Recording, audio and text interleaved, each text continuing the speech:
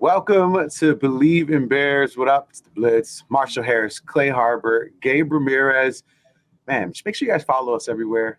We want to make sure we're staying in touch with you as we talk about these Bears. Heading into week one, it's going to be an exciting show. We're going to talk about things to expect week one versus the Titans, and then take a look at who could potentially be making the playoffs in the NFL. But before we do that, we're going to kick things off the way we always do. Truth be told, this is where, we have things that have been bubbling in our brains over the week, and I'm sure Clay and Marshall have some. I'm going to go first, though. Guys, truth be told, the Bears are going to win this game by 10 points, 27-17. Let me tell you, I envision it, man. It's going to be this defense that's going to be creating more opportunities, right? I often like to look at the NFL and say, hey, if either team can get 10 possessions, who's going to score more? That's how I handle my gambling. That's how I handle my heart when I'm watching games. And I think this one's no different. I think the Bears, though, right, with that defense are going to get a couple more opportunities. And then I think statistically, I think they are going to put points on the board this season. I think Caleb Williams is going to do a great job managing this offense. I think DeAndre Swift is going to be a great back for this team. I think Ryan Poles, as we've seen at Hard Knocks, guys, right? He is a guy that can spot talent, bring them in, good people. I think DeAndre's going to be that guy. And then Will Levis is going to struggle. Will Levis is going to struggle, and Caleb Williams is going to shine week one. I didn't say anything about week two, but I think Bears win this one by 10, truth be told. Truth be told, why are they giving up 17 points? What is good about the Titans offense that you think they're going to give up that many points? Tony Pollard might break one. You might get Calvin Ridley over the top, something crazy. Tony Pollard ain't what he used to be. I said it first here. I don't think he's as good as everybody thinks he is. I think that you're right. They're going to win by 10 points. I don't know that it's going to be that high scoring though. I think it's going to be a ground and pound game if I had to guess.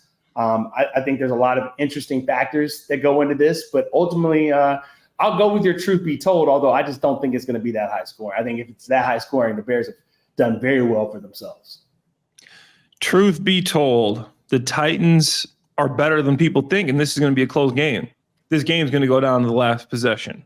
Truth be told. Wow. I know there's been a lot said about the mayonnaise man, Will Levis, but with a year, you forget this is his first year as a starter, full-time starter. With a year under his belt, he's going to improve a lot. People think he is what you saw last year. He wasn't the starter. He didn't go through OTAs. He didn't go through training camp. He didn't go through preseason. He's got a full season of working with the ones. But he's going to be better. In the game, he didn't look good. He didn't even look good when he was in the game. He had a couple of good moments, but in terms of what he looked, it's like you're talking as if you're looking at a guy that did well at the back half of the season. And he's going to come in and handle business. He didn't start the whole season. I'm saying he's got a full off season. He's a young guy. Tony Pollard's old. Tony Pollard is 26, 27 years old. Tony Pollard isn't Ezekiel Elliott. Tony Pollard still got some juice. Tajay Spears got some juice. DeAndre Hopkins. I watched Calvin Ridley all last year. He's got some juice. Jeffrey Simmons, he is a beast. He's a guy that's tough to block. Arden Key, tough pass rusher. They got Jeffrey Simmons, another tough pass rusher. This game isn't a give me. Truth be told, like everybody thinks, the Bears are just going to run away. The Titans can play, and this will go down to the last possession. Absolutely not. They can't put points in, but Marshall, tell them. Listen, I don't think it's going to go down to the last possession. If it does, I think there's some concern, but also it doesn't matter. As long as they win, it's fine. If they lose the game, that's a problem. That is a problem knowing what lies in front of them as far as schedule-wise. They need to start 1-0. Going back to last year, they did not start well. Things spent the whole first half of the season trying to turn things around. Can't be in that situation. Here's my truth be told. Truth be told, Caleb Williams will throw less than 25 passes in his NFL regular season debut. Truth be told. That's not a hot take. I mean, if you think about Justin Fields, right, over the last couple of seasons, he barely threw the ball over. Don't compare it. Don't compare. I'm just saying. We're talking about quarterbacks. We're talking about just the Bears. We're talking about capable passers versus guys who have to use their legs to get by. All right. So then are you arguing against the fact that he's going to throw over 25? Because it sounds like that's what you're doing. I'm saying I don't think he's going to throw 25 passes in the game. Do you think he's going to throw 25 or more passes? Right. I think he's going to be right in the 24 to 26 range. I think that's that's how this works, Gabe. You decide. That's why I said 25. Truth be told, I think that's a hard push. That's why I said that's not a hot take. No. If you tell me 20, 23, then I'd be like, Caleb Williams is going to throw. Pick a side, Gabe. Yeah, I know. I'm trying to. Caleb was going to throw, over 25. Okay, so then, truth be told, it was enough for you to say, no, you're wrong, but also you're wrong. Yeah. Caleb Williams is going to throw over 25 passes. You gotta here's the thing. You gotta realize who your offensive coordinator is. Right. Your offensive coordinator is Shane Waldron. He was top 7 in the NFL the last 2 years when he was at Seattle in calling passes. He was bottom 7 in the NFL in called runs. This guy loves to throw the football. He came in with Geno Smith. Geno Smith was supposed to be washed. Geno Smith was supposed to not have a chance. And Geno Smith led the NFL in completion percentage under Shane Waldron. He was 5th in attempts. He's going to throw the ball. He's going to try to push the ball down the field and use these weapons. Caleb Williams will throw the ball over 25 times. Truth be told. Truth be told.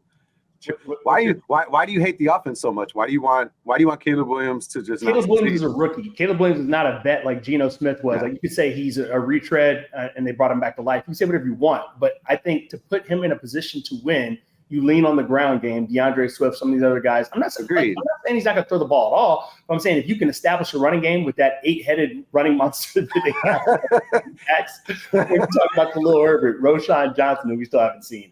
Yeah. And obviously DeAndre Swift, they're paying DeAndre Swift real money for a reason to use him.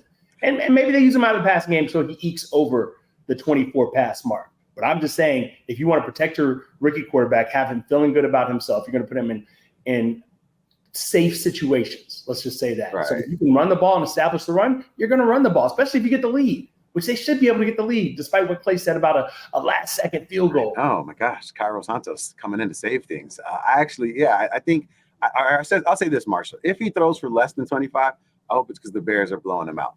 And then they are leaning on the 8-headed monster. All right, we are Believe in Bears. Make sure you guys follow us on all social media platforms, stream us wherever you get your podcasts. Of course, Blitz, Marshall Harris, 9-year NFL vet, Clay Harbor. I am Gabe Ramirez. All right, guys, Bears are taking on this Titans team. And let's take a little deeper dive into this offense. All right. Obviously, Caleb Williams at the helm. Let's start with the center position, though. The guy that's going to be getting them the ball. Obviously, there was no – right, because it wasn't definitive that Bates was going to be the starter from the very beginning. They brought him in. They didn't know who they were going to bring in after him. But then he hasn't been there, right? Shelton comes in. He's been handling business as of late. For me obviously I'm a fan too, right? So I look at it like, all right, man, you know what? You're a professional. Snap the ball. I don't care if you're Bates. I don't care if you're Shelton. And I understand there's more to it than that. But Clay, talk to me about how important that position is and why we should be paying maybe more attention to who's the starter for the Chicago Bears. It's important, especially when you're playing against a team like the Tennessee Titans, the Kansas City Chiefs, a team that has a really good defensive tackle, nose tackle, or even 3 technique, because Jeffrey Simmons is a player. This guy's a game destroyer. He's a guy that can stop runs before it gets started. He basically shuts down from guard to guard any type of run. So your inside run game is going to be tough. And if you have a good center, if you have a Jason Kelce, if you have a Joe Thuney, if you have a guy that can really do some damage there in the middle, then you'll be pretty good. You can handle that inside run still and the inside pressure. But if you got a guy that's just average, it's tough because now you got to use a lot of double teams. You're putting 4 hands on a defender at a time. You're not getting to the second level, so you're not going to break as many long runs. So it is tough. You can still get the job done, but it's like when we had the J.J. Watt rule. The guy would move around the offensive front all day, right? And we always said you got to have 4 hands on J.J. Watt. That's Jeffrey Simmons. If you have all pro offensive linemen, you don't have to worry about that. But we're not so much as worried about getting to the second level. It's about just making sure he's not ruining the play and having those 4 hands on this guy. So when you have a guy like Shelton or Bates, solid pros, they've done it before, but they're not a guy when you're going up against a Pro Bowler that you can count on to handle a top-tier defender by themselves. Marshall, do you have faith in Caleb Williams that in the event some of those guys are getting to that he can get rid of the ball fast enough, being a rookie and still being his very first game? One of the things that his backup quarterback, Tyson Bagent, talks about is when he says, what does he like the most about Caleb Williams is the fact that he recognizes the rushing lanes and he's able to see the attack as it's coming and therefore navigate dodge, buy a little extra time, and that's what he thinks is his best trait as a rookie quarterback. And this is coming from a guy who plays behind him and studies him on the field, obviously, because he's playing right behind him. I think that he'll be okay. I wish there was a more sound option up the middle. Like I wish they had been playing together all, training camp long through the preseason, but that hasn't been the case. So you just have to make do with what you have, which is really the case in the NFL over the course of a 17-game season anyway. At some point, you're going to just have to make do with what you have. So whether it's Bates or not, I think it's encouraging that, no one was missed practice completely, in the first practice of the week. I want to see what happens between now and Sunday in terms of getting those guys ready. But I like Caleb Williams. In a perfect world, if we're in a lab, you want him to have a perfect situation with a perfect offensive line, but that's not real life. And I almost like this because it's a little adversity out of the gate for the rookie quarterback, the guy you say is your franchise, to be able to navigate and say, how will you deal with the shortcomings of your offensive line? I like this. I want to see what happens. I think it's the perfect opponent in the Titans, even though Clay thinks they're world beaters. Yeah. This is who you can get set against and figure out where we are and what we need. It's a good measuring stick out of the gate. All right, let's assume he does have above average quarterback play. Before we get to the defense, guys, how many yards do you think Caleb Williams will throw for? I'm going to say Caleb, I feel like he's going to get one over the top, right? There's going to be one, but I feel like he just wants it. It's part of his arsenal. So I think I'm going to say, and then I'm going to say 247. 247. Okay. 400 yards. Yeah, Clay. Yeah. No, first off, Marshall, nobody said the Titans were world beaters. I said it's going to be a close game. This is the first game of the season for the Bears. Obviously, the last couple of years they haven't started the season well. The Titans are better than people think. Will Levis get a whole offseason of work? They brought in a bunch of receivers, Tyler Boyd, Calvin Ridley. You got DeAndre Hopkins. You love Hellman. You got a team, but Caleb Williams will throw for around 250, I think. Oh, so you said 247. He says 250. You know what? Forget the one over the top. I think he's going to get two over the top. Yeah. I like him throwing for 272. Okay, nobody got him going for 300. Interesting. Nah, hopefully it's because the Bears got that victory or the big lead. And they don't running the football. If he throws for 272 and they run for 150, I think they're in there. Yeah, and I hope DeAndre does because I got him in a lot of my fantasy leagues. All right, DeAndre in my fantasy league. If they are going to win, guys, right? They're going to have to lean on that defense. That we know for sure, right? Like Clay was saying, a lot of weapons there. I don't think Will Levis is one of them, but they have a lot of weapons there, and the defense has to show up in order to get that ball back. When it comes to pressure for this team, you saw a lot of blitzing in the preseason, but that's not going to be the guy that's calling the plays, right? It's going to be Eberflus. So do you guys expect the pressure to come in the form of blitzing, or are you expecting it to be from that line and, that continuity, working together, playing together, and drumming some up that way? I like the mix. I like the idea that they're a threat to blitz at any time, but also let's see what the front four can do. I mean, we've been waiting for this. Let's see what the rotations look like. Let's see who gets an opportunity. Obviously, Montez Sweat is that dude, right? And we saw a stark difference in how they played the back half of the season after they acquired Montez Sweat, despite the fact that they went up against minimal quarterbacks, we'll call them, in the back half. They didn't go up against top-tier offenses. That's kind of lost a little bit when we talk about how good they played on the back half of last season. So, again, this is a nominal quarterback in Will Levis. I'm sorry I'm not going to give him all-pro stats just yet. But I just want world beater status, Marshall. World beater status. Yeah, like look. You can only play against the guys that are on the field against you, right? No matter how good or how poor they play. Well, Levis might be much improved because Clay's right. He did have a whole rookie season, but I think you have to attack. As long as you have the guys flying around like you did in the preseason. I know it's preseason versus regular season, so things will change on both sides of the ball. I like their ability because I really do think they have one of the top 5 back sevens in the league. And it's going to be how much pressure can we get with 4? How much pressure can we get with 4? This has been the question for the last. That's always the question, right? Yeah, I was going to say that's always the question. The eternal question. And until they consistently get the pressure with the front 4, it's going to continue to be the question.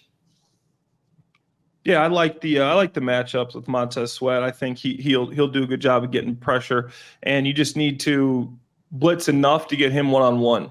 You know, you need to make sure that you're sending one guy so they can't just completely slide and chip him all game long. Because I know in that room, what they're saying right now in Tennessee is we got one pass rusher to worry about on this defensive line, and that's Montez Sweat.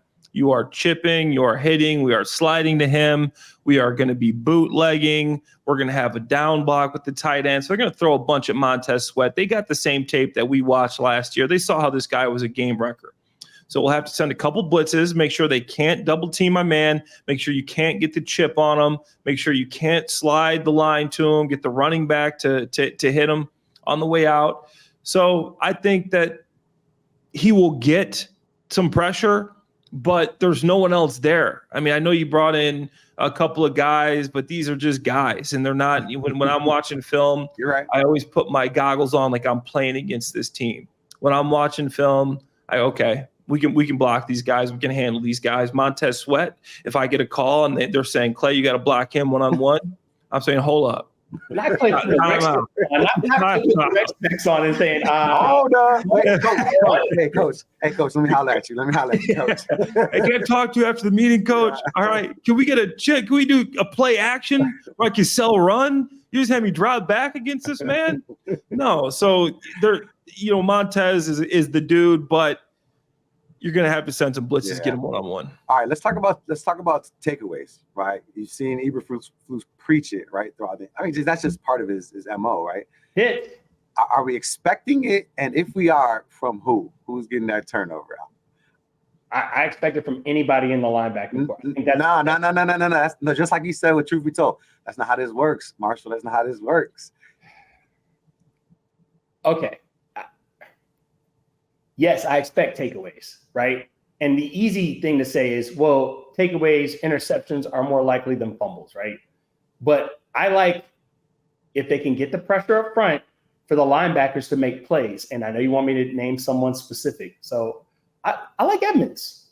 I really think that the way those guys played, second year in the team, second year in this Matt Eberflus' system, I really like Tremaine Edmonds, like the idea that he can cause problems.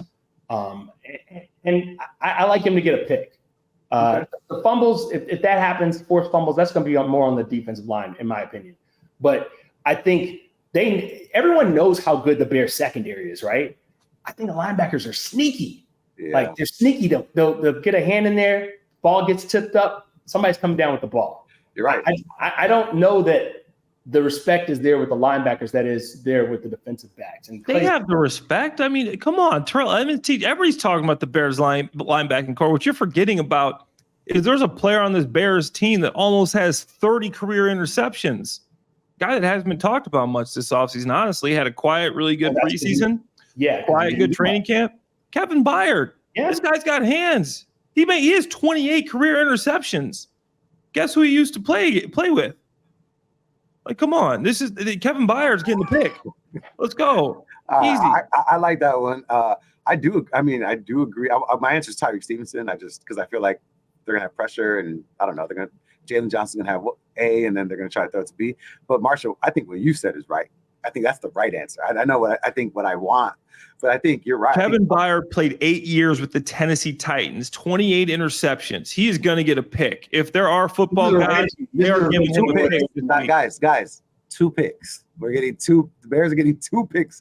So we got enough to go around, is what you're saying? Yeah, exactly. Enough to go around. That'd be great. So like Bears Bears plus what in the takeaway? Plus what?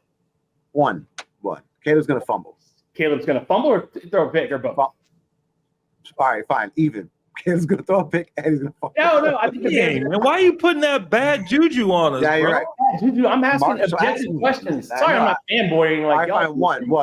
One. Either a fumble or an interception. Fumble I got the Bears plus. I got the Bears on the plus side. Yeah, plus side. All right. Guys, I love the fact that you're listening and chiming in, and hopefully you guys feel like this is engaging, and we want you guys to engage with us on social media.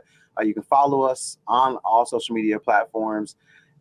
We have Clay Harbs. What's the number at the end? 82. Oh, that's disrespect right there. That's At disrespect. Clay Harbs 82. We got M Harris on air. Yes. And then I am Chicago_Gabe. And you can hit us up and shoot us questions. This one this is called Add Us Then. All right. This is our segment where you guys can add us, hit the match that we just mentioned, and that way we can answer your questions. This was from Matt Lotta 2. Matt Lotta 2. He says, who, if anyone, could be offensive player of the year for the Bears? It's Swift, baby. It's Swift. That's why I got 2. Let's go. That's why we picked him up fantasy. I expect him to be not only a 1,000-yard rusher, but I think he's going to get, total yards, he could end up with 1,500 total yards. Yeah, easily. Clay, what say you, Clay? Offensive player of the year? I got DJ Moore, man. I know it's kind of boring, but I know you got Keenan Allen. Keenan obviously missed 5 games last year. Rome's still a rookie. Is off now DJ Moore has Caleb Williams. I argue that this is the best quarterback DJ Moore has ever played with as far as throwing the football and keeping your eyes down the field. He's never had a guy like this. Okay. Yeah. So now you're giving DJ Moore this type of QB that loves to throw the ball downfield, that can create, extend plays. DJ Moore is about to eat. Okay. DJ Moore is going to have a year. DJ Moore is the offensive player of the year. I got a chance to hang out with DJ Moore on Saturday at the Chicago Fire match. He ended up sounding the alarm, had his family there, just a super nice guy. But Clay, if you think my height starts with a 5, DJ Moore, DJ Moore's height is right around that same thing. I'll tell you that. All right. Time to wrap this thing. But he's effective, to be fair. Way more effective than I'll ever be in my entire life if I had 5 of them. All right. Time for our final 5. This is the last few minutes of the show where we tell you, we usually do predictions for our game, which I've already kind of gave you mine, Bears 27-17. We'll get the other 2 fellas in just a second. But during this final 5 minutes, we kind of want to take a look into the future and see what this playoff picture could potentially look like, and throw out some teams, guys. Some teams that you think are going to make the playoffs. We're going to roll through these. No need to harp on or stay too long on too many teams. Clay, I'm talking to you. Start with NFC. Yeah, you guys go first. Let's go. Clay, give me your 7 teams. Give me your 7 teams. Okay. Here's my 7 teams. We got the 49ers. We got the Falcons. We got the Eagles. We got the Packers, all division winners in the wild card. I got the Lions. I got the Cowboys. And I got the Bears. Wow. That's my same 7. Wow. Yeah. Okay, we got a couple of different ones. Go ahead, because I agree with Clay. Clay said Eagles, Bears, Lions, Packers, Falcons, 49ers. But instead of the Cowboys, I've got the Los Angeles Rams. Ooh. Aaron Donald's gone. You forget about that. He's not there no more. I did not forget. Puka Nacua and a healthy Cooper Kupp is nasty. Kyron Cooper Williams. Kupp's old. What? Cooper Kupp has got hands. He can catch. Wait a minute. Clay. You said Eagles, Bears, Lions, Packers, Falcons, 49ers, Cowboys, right? Yep. Yeah. Okay. I really I like the Rams over the Cowboys. I don't think the Cowboys are good. You forget how effective the Cowboys were last year, and they went through all this drama. They got everybody back during the regular season. You're talking Dak was slinging it. I get it. Dak Prescott is my guy. I love it. All right, let's. It's just the inner hater in me of saying I don't do the whole American stuff. Nah, I get it. I get it, right? The running back situation, like Zeke and Dowdle, that's tough, right? I mean, but you still got Dak. You still got CeeDee Lamb. They're trying to put up numbers. So you have men, Gabe. I think it's a great argument because I do think that the Los Angeles Rams. What I've said about the Rams is that last year I feel like they got into the playoffs and they felt like they were playing with house money. They didn't necessarily feel as though they were going to make the playoffs that season. And I think this year Sean McVay's like, oh, I'm able to add on what I just had and a healthy Matthew Stafford from the very beginning. And so I think that is what's going to determine who gets in, is which quarterback can stay healthier the longest. All right, let's switch over to the AFC, gentlemen. Wait, who are your teams? Mines were the same. I had Dallas. Oh, and then everything, but you would play with Dallas, got it. But then you said the Rams, and then I was like, oh, and then I tried to scoot over to the defense or to the AFC, but right. You didn't let me. So I guess if I don't know. I know. You wrote down the Cowboys. You're a Cowboys. I didn't write down anything, to be very honest. I felt like I was just going to look at this and pick 17. Let's go to the AFC then. I got you. All right, AFC. Okay, we got the Ravens, the Bills, the Chiefs, and the Texans as your respective division winners. And then we got Joe Burrow Bengals, the New York Jets, Aaron Rodgers, and Duval, the Jacksonville Jaguars, making the playoffs for the AFC. Wait, say that one more time. Go over them one more time. Ravens, Bills, Texans, Chiefs, We got Jets, to write it. Bengals, Jaguars. Jets, Bengals, Jaguars. I have that same thing, but I have the only difference, Clay, is that I have Jacksonville winning the AFC South and Houston number 2. Okay. I think Mine's different. Mine's different. Oh, I like this. Okay. I've got the Bills, the Jets, the Bengals, the Texans, the Chiefs, the Chargers, and the Steelers. The Chargers and the Steelers. Yeah. I love this. The Steelers. I love it. I love it. Come You want to on. know why, Clay? Because I'll tell you why. I'll tell you why. It's because fools like you and I go gamble and put these bets on 7 teams that we think they're going to be there because we just assume they're going to be there. And it never, ever, ever happens like that. Ever happens like that. It's always some weird stuff that you see there and you're like, what? Just like last year with the Steelers getting in, or year after year with those guys. So you know what? I don't want to poo-poo on Marshall's thing and then look like a fool. Broncos country, let's ride. yeah. Bo Look, Nix. no one's saying anything about Denver and the Broncos. Listen, I'm just telling you, it's funny because you can't really sleep on the Steelers because they're the Steelers. How are you sleeping on the Steelers, right? Yeah. I know they make it every year. I just think so. I didn't have in. Let's talk about that. I didn't have the Ravens in. Okay. What? Yeah, I didn't have the Ravens in. In the playoffs? That's I silly. had the Steelers and the Bengals at the top of that division. You forget the Ravens were Yeah, the Derrick best Henry. team in Yeah, I the know NFL during the exactly. regular I season know how last good the year. Ravens are each and every year. They're going to win the first game of the season. They're going to beat the Chiefs. Week Possible. 1. Yeah. It's I would possible. do a side bet with you, Marshall. We'll talk about this off air, but Yeah. whatever you want to put down on it, bro, I'm gonna throw in. We'll do a little side bet. We'll talk about this off air. I think that's the best division in football, the AFC North, and I think it's a crapshoot every year. Yeah. So I refuse to just say, oh, they're definitely going to be there. Yeah. Nah. Well, Nah. the good thing is this, that we all agree that the Bears will be there, and that's what's most important. And Like you're I know doing you it guys, because of fandom. I'm doing it because you're smart, and you know that Bears are going to be there. All right. And I know that you listening want the Bears to be there as well. That's why we want you guys to hang out with us all season long, man. Make sure you guys are rocking with us. We're going to give you the best insight, the funniest takes, and we're going to have a good time each and every time. So make sure you guys check us out. We are Believe in Bears. Make sure you stream us everywhere that you get your podcast. And we specifically are the Blitz. It's Marshall Harris. It's Clay Harbor. It's Gabe Ramirez. Until next time, guys.